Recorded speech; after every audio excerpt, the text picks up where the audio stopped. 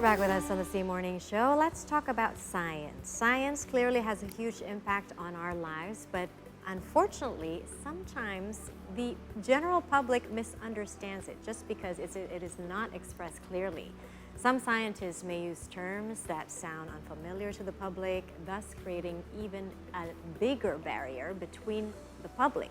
Improving the ability to address scientific research is therefore needed to foster better public understanding of science. Indeed, Marissa. Now, more scientists these days have been seen using simple metaphors to explain more complex concepts. Breakthroughs in medicine and virology, information technology, as well as astronomy or even space technology can now be more accepted by the public. Yes, so let's delve into the topic. We have Mutiara Anissa, a biomedical scientist, who's also a co-initiator of Pandemic Talks. Good morning, Muti. Thank you for so much for joining us here. Good morning. Hello, good morning. Thanks for being here. Thank you for having me, actually. Oh, it's our pleasure. So we've been paying attention to Pandemic Talks, especially during the pandemic since 2020 until now. You are basically focusing on the importance of communicating science in a clear way. So what is proper science communication that we need in this day and age? Okay, so basically science communication is the way of communicating things, sometimes complicated matters. So people always tend to talk about, biology, medicine, physics, any technology in a very complicated way. And through science communication, hopefully, we can deliver this message and you could reach to non-scientific layman people. So not only we're trying to just making these messages really more simplified, but it should be relatable to people. It should make matters to them actually. So what's make it a bit complicated is that sometimes it's not just as simple as making it, simple and understandable. Yes. Yeah, but it should be relatable to everyone else as well. Right. So during the when the pandemic happened, you created Pandemic Talks because you had concern Yes, exactly. over the way the government at the time communicated around COVID, right? So do you remember what information did you receive at that time from the government? At that time, we're talking about at that time. Yeah. That made you feel, oh my God, this is too complicated. The public will not understand. If the public doesn't understand, it's going to be disastrous. And how did you translate it to something that is a lot simpler? Yeah, exactly. So this is, now everything is a lot better now. I think we've all learned how to communicate science better because of the pandemic. But I think 2.5 or 3 years ago, when everything is just started, everything is just so cloudy. You can't really tell whether you have to believe either the government or your neighbors, your family, or your WhatsApp group. So it's all just very complicated, and everyone has to say in it on something. And then what makes me really wanted to build Pandemic Talk is that I feel like there's this huge gap of information. So on one side, we see that the government kind of rarely tells us about stuff. So the public really wants to understand the science of the COVID-19 and the pandemic better, but we didn't get any of those things. And on the other side, we don't really see a lot of scientists, doctors really explain us in a really easy way. So because I have a biomedical science background and I kind of knew 1 or 2 things about viruses, so we tried to make it more relatable to people. Not using those complicated terms, but sometimes we put elements that are familiar. So we put some humor, we put some emotions into the way we communicate. Give us an example. So, for example, a lot of our contents in Instagram, we use memes. Okay. Yeah, so just to make it a little bit funny so people could relate to it a bit more. And we use a lot of videos. Sometimes we would make parodies about something. We have a lot of collaborators that make great videos for us. Yeah, so we really try to tailor those communicative outputs to the general public, and we know that sometimes the things that we see abroad, so the communication methods that they use in Singapore or in Australia or in the USA, it can't really suit the Indonesian market. So it has to be tailored, it has to be personalized for Indonesian public. Right, and I think What Is Up Indonesia does this a similar approach, but in regards to politics, because it's very difficult to understand. exactly. They create memes and content in Yeah, order to help digest it a little easier. So a lot of things, when it comes to science, it basically has to be evidence-based. And a lot of information that people are receiving. I mean, now we know more about viruses and vaccines than we ever want to know, but when it comes to social media in particular, it seems to be a lot of gray areas. Yeah. And not everything is evidence-based. Sometimes things are just based on speculations. What's your take on this? People are understanding and wanting to understand more about science, but everything that's presented to them may not be evidence-based.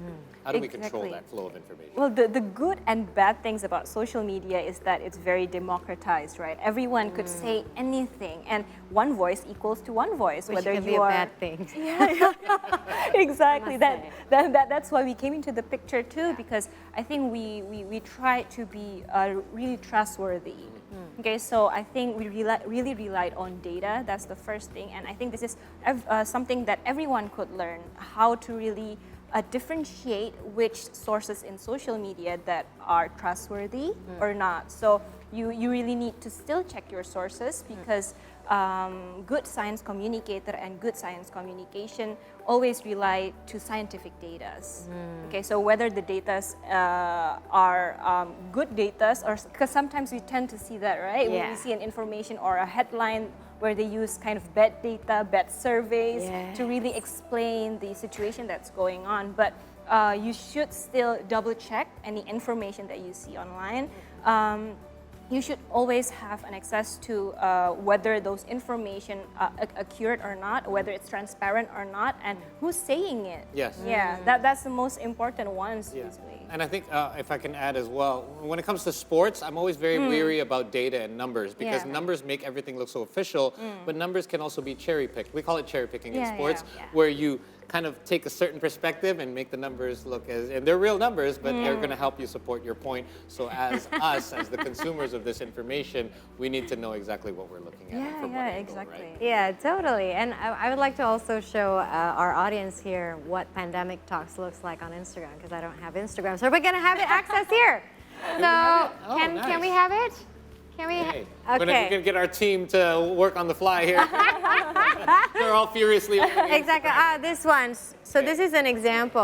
Gaya hidup mewah orang kaya ternyata berpengaruh besar pada krisis iklim. 10% orang kaya dunia sebabkan 49% emisi karbon dunia. Oh my God, so you're talking about climate change here, and how the lifestyle of the rich people is affecting climate change. Yes, exactly. I remember this story. This is in relation to a lot of them having private jets. Yes, that's what we were talking about but, here. But if you talk about that whole article, that was a lot of information to digest, because I remember there were a lot of numbers in regards to the carbon emissions, but this kind of puts it simpler. Yeah. Albeit a little bit scary.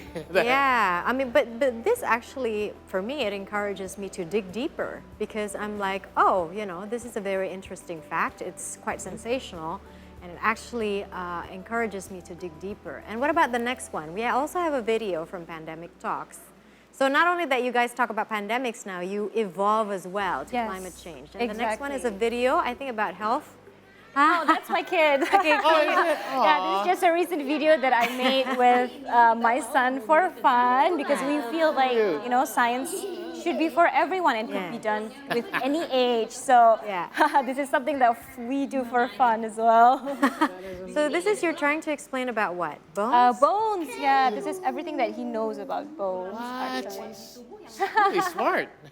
This is really cool, isn't it? Yeah, so something that I learned from Pandemic Talks is that actually people want to learn about science. It's just how you communicate those things, you know? How do you wrap it up? How do you make it into something that's either entertaining or engaging and those kind of things? And what we wanted to evolve now is that we can do things not just for health or something that's scary like viruses. We could translate this into everything else, about physics, about psychology, mental health, and basically not just all of those things, but also how to think critically. Yeah. and how to have those scientific mindset. That's lovely. That's So, what is the government's involvement in this? Obviously, they have they stand to benefit a lot from people understanding information a little bit better, especially when we were in the middle of a pandemic. The government was throwing out a bunch of numbers and this new technology. Oh, not only a bunch of numbers, but a bunch of unverified information about cajeput oil protecting you from COVID. Yes, good example. It was I remember that. like my eyes were just so Yeah. huge. So where do you stand when it comes to pandemic talks? Is there any government involvement in order for you guys to be able to kind of streamline everything so everyone's on the same page? Well, we did have a switch of Ministry of Health in the middle of the pandemic, Yes. right? So with Bages, his first day in office, he actually asked us to came, and we had an exchange of ideas, and that was really insightful actually, because we realized, and I think the government also realized, that this science communication, everyone needs to be involved in it, you know, not just the government role, although it is their main priority and their main focus, right? They should be the one who communicate the science behind pandemic and also the other matters too. But I think communities and also the public needs to, you know, take up those roles too. You know, not just, you know, maybe my role is to create the social media, but as parents, as teachers, you still need to communicate this science into your students and your family. Right. And speaking of people, the citizens, family, friends, what do you think of from the data that you have, I'm sure you will have insights usually on Instagram, right? Who is your audience member? What's the digital literacy at the moment? Because, you know, as you said, it is important for parents to actually extend what they know to their kids about science. So, well, it's hard to look at, although, you know, when you see the numbers, right? Again, when you see the data, it says that internet penetration in Indonesia is almost a quarter to its population and so on. But when we look at our Instagram, most of the people that uses and go into our platform is actually people that's located in the urban areas. So Jakarta, Bandung, Surabaya, Bali, and most of them are, you know, millennials. So yeah, we really cater to them and try to make those messages so they could reach out their kids, their parents as well. So we created comics for kids, and so we hope that those parents will show it to their kids to tell them about masking, about viruses, and etc. And we try to make content as well. So what the content is supposed to be for the adults, for the elderly who need it the most, right? Because they're more. They're the most susceptible to COVID, right? And we hope that the kids, the millennial kids, my age, they're the one who's going to introduce those information to their parents. Indeed, very important. Now, one thing that I noticed, and I don't know if it's because I now work on a news program for the last couple of years, but it seems to me that even though we're coming out of the pandemic now, that COVID-19 isn't the only thing that we're dealing with. I mean, there's monkeypox, there was the acute kidney from the liquid medicines. Failure. Is it because there are now more platforms sharing this information with us, or is this just happening more and more lately? What's your take on this? Okay, so the pandemic itself is something that's extraordinary, right? It doesn't really happen every 5 years or 10 years, but we live in a really digital age where everything is seen, everything is connected, everyone basically have this infodemics, that's what we call it, you know, an overload of information. And basically from before, all of this disease is already present, but because of the technology and we live in a digital age, people now see it more. And that's why I think it is quite a good thing and a bad thing at the same time, because the bad thing, you're overloaded with all of this information, but the good thing is you're more well-informed nowadays, and you can prepare yourself, you can prepare your families as well to take more precautions. I feel both ways. Like, I feel both ways about it. I'm happy to know, but I'm also very unhappy that all these things are happening around the world, and it just seems to be, it has a bit of a mental strain on people, doesn't it? For us to get all this information like, wow, is the world really that bad? And I guess we just know more about it. Yeah. I guess one principle that we can apply, especially if we're trying to understand science and trying to share what we understand about science, is try to use diction or, you know, use sentences that are simple As if you're explaining it to a 10-year-old or a 5-year-old, right? Yeah, exactly. So I literally had to do that to get my kid vaccinated. She's 7 years old. How did you do it? Well, she knows about COVID-19 because she's Right. very well trained to wear a mask Yes. and wash her hands. Yeah. And I'm like, well, you know that virus that we were protecting you from? This will help to protect you from it as well, but it's invisible. It's going to be inside your body. But, that is building an awareness in a 7-year-old. But what about in general? Where would you say that we are right now, our state in Indonesia, when it comes to public awareness in regards to science communication? Okay, so currently I think we still have those gaps, Yeah. right? I talk about when the pandemic just happened, this gap is huge. But I think that people are more aware now because they see the hard truth of what could happen. Yes. What did the virus do to their lives, to their families, and so You'd be on. amazed though, Muti. I met a person who still questions whether COVID-19 virus exists. Which I'm like, hello, you've been living Where with were it you the for last 3 years? That's what I'm saying. Anyway, continue. You were saying. That's okay. I think it's really good to always question whatever we see on TVs, Sure. on news, right? And I think the pandemic teaches us that. It teaches us to have those scientific mindset. Okay, so I'm okay if people don't really understand viruses, the biology of it, and the tests, and have questions about it. I think that is something that we all should have. We should always question everything around us, and that is the scientific thinking. You have your methodology, and then you do your research, and then you try to see the pattern, try to see the familiarity between these things, and then you try to make a conclusion out of it. And that is the learning experience, and that is actually our aim, to have all of those learning experience, right? Rather than just, taking all the information and believing it 100%. That's true. You got to be careful though, because you got to have a proper sample, not those hoaxes, wandering around social media or WhatsApp group. You need to go to the right sources. Yeah. And I think people are just smarter these days, especially in Indonesia. And I don't mean smarter from like a literacy standpoint. I just mean in general, we're good at filtering information we get now and not so quick to just forward or repost something these days. So, Except for the Generation X up though. oh yeah.